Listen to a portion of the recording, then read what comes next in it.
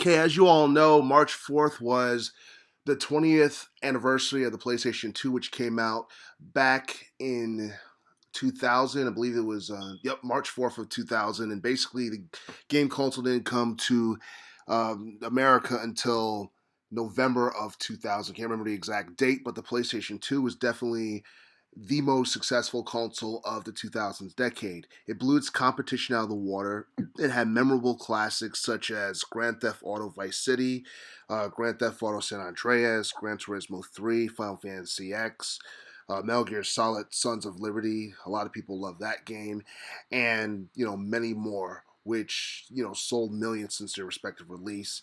And basically, it had 40 gigabytes of hard drive storage memory, and it was originally priced for $299 when they first came out in America, which isn't really bad considering the price that the PlayStation 5 is supposed to be. It's supposed to be at least $100 more than that when it's released later this year. And I'm not sure. I think it's supposed to be around the fourth quarter. Normally, Sony releases their game consoles during the fourth quarter of certain years, so I wouldn't be surprised if it was around the holidays of the fourth quarter of 2020. But the lifespan of the PlayStation 2 in general was actually pretty long, longer than a lot of people expected, because I believe they stopped selling PS2 in retail around late 2012 or early 2013, and it's basically one of those consoles that was so popular that it managed to stay in retail for over a decade. And I guess the NES was very stayed in retail for a very long time as well, and so did the Super Nintendo when it came out in 1990, and I believe in the early 2000s, or no, actually by like 1999 they stopped selling SNES in retail until the SNES Classic came out back in September of 2017. But as far as sales are concerned, the PlayStation 2 basically reached at least 158 million units worldwide. And the truth is, we'll probably never see a game system, especially in this day and age, that will reach those type of sales ever again. And basically, the PlayStation 3 had the potential to be as popular if the console was not priced at least $100 more than the PlayStation 2 was following its release. But despite that, the PlayStation 3 still did relatively well in terms of sales. I believe it reached at least 88 million units worldwide as far as sales is concerned, following its release back in late 2006. I'd like to say it was in November of '06 when the PlayStation 3 came out. And as far as success is concerned, in relation to any type of console that Sony's ever produced, the only game system that has come close to reaching the amount of success the PlayStation 2 did as far as sales are concerned is the PlayStation 4. And since its release, it managed to release or at least reach 100 million units worldwide in terms of sales. And it's been in retail for slightly over 6 years, because you got to remember the PlayStation 4 was released back in November of 2013. And the truth is, the PlayStation 4 might be in retail for at least the next year or two. It should be in retail longer than that. I mean, if the PlayStation 2 is going to be in retail or if it was in retail for over a decade, I mean, why can't the PlayStation 4 be in retail for over a decade? Because to be quite honest, the PlayStation 5 doesn't look like it's going to sell as much as the PlayStation 4 is, especially with how gaming in general has changed. The landscape has changed dramatically.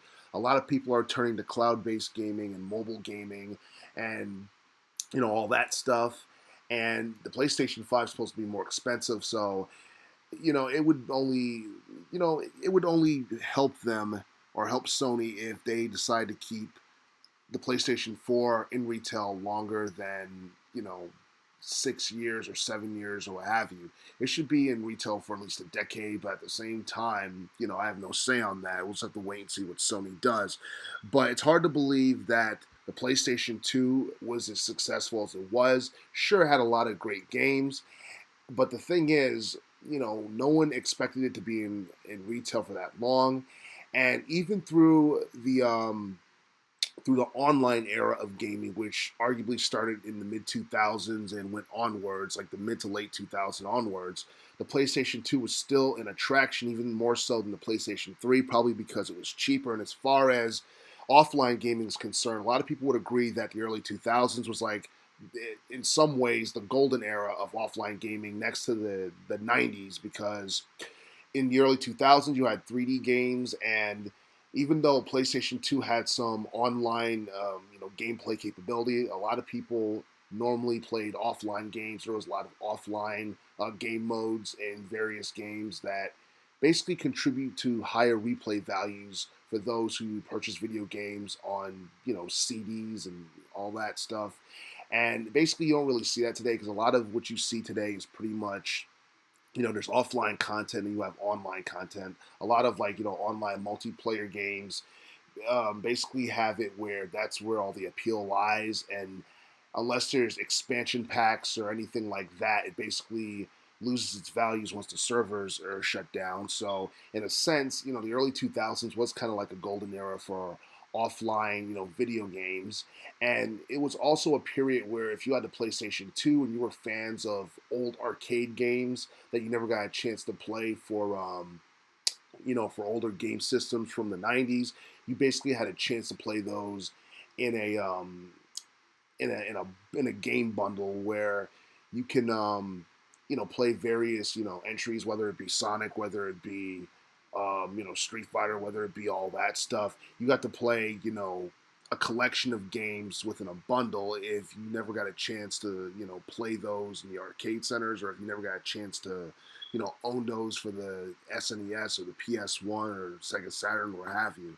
So that's the cool thing about PlayStation 2. It's almost like we had everything we ever wanted. And and as good as it was, online gaming wasn't really a huge part of why the PS2 was very successful. So that right there is a testament to how popularity the PS2 was during the 2000s decade. And it's hard to believe that it's been 20 years since the PS2 was released.